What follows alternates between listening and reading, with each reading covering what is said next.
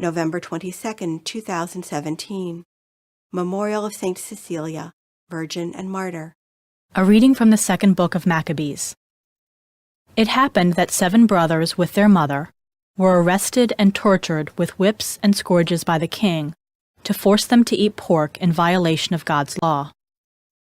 Most admirable and worthy of everlasting remembrance was the mother, who saw her 7 sons perish in a single day, yet bore it courageously because of her hope in the Lord.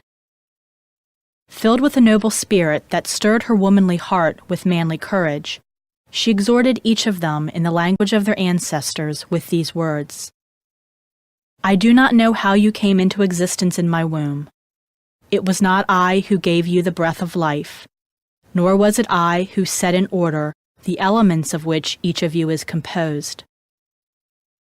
Therefore, since it is the Creator of the universe who shapes each man's beginning, as he brings about the origin of everything, he, in his mercy, will give you back both breath and life, because you now disregard yourselves for the sake of his law. Antiochus, suspecting insult in her words, thought he was being ridiculed. As the youngest brother was still alive, the king appealed to him, not with mere words, but with promises on oath, to make him rich and happy if he would abandon his ancestral customs. He would make him his friend and entrust him with high office. When the youth paid no attention to him at all, the king appealed to the mother, urging her to advise her boy to save his life. After he had urged her for a long time, she went through the motions of persuading her son.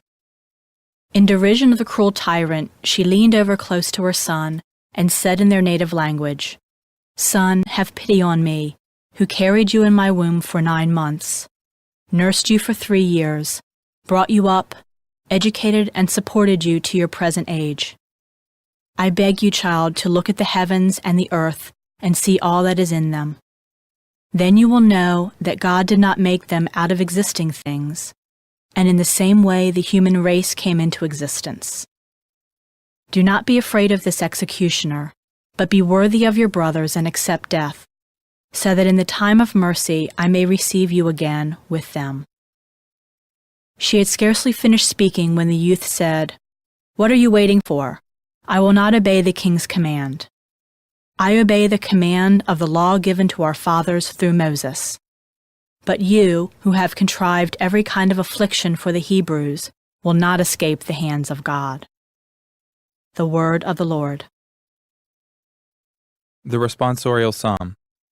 The response is, Lord, when your glory appears, my joy will be full. Hear, O Lord, a just suit. Attend to my outcry. Hearken to my prayer from lips without deceit. Lord, when your glory appears, my joy will be full. My steps have been steadfast in your paths. My feet have not faltered. I call upon you, for you will answer me, O God. Incline your ear to me, hear my word. Lord, when your glory appears, my joy will be full. Keep me as the apple of your eye. Hide me in the shadow of your wings. But I in justice shall behold your face. On waking, I shall be content in your presence. Lord, when your glory appears, my joy will be full.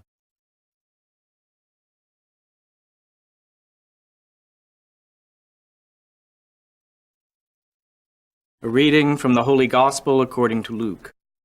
While people were listening to Jesus speak, he proceeded to tell a parable, because he was near Jerusalem, and they thought that the kingdom of God would appear there immediately.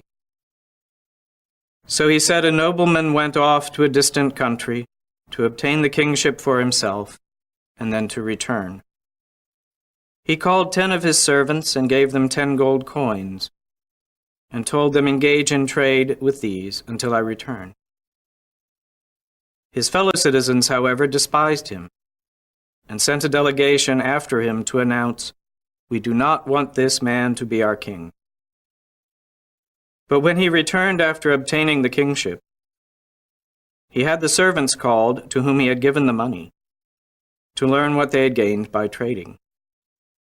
The first came forward and said, 'Sir, your gold coin has earned 10 additional ones.' He replied, 'Well done, good servant. You have been faithful in this small matter. Take charge of 10 cities.' Then the second came and reported, 'Your gold coin, sir, has earned 5 more.' And to this servant too he said, 'You take charge of 5 cities.' Then the other servant came and said, 'Sir, here is your gold coin. I kept it stored away in a handkerchief, for I was afraid of you, because you are a demanding man. You take up what you did not lay down, and you harvest what you did not plant.'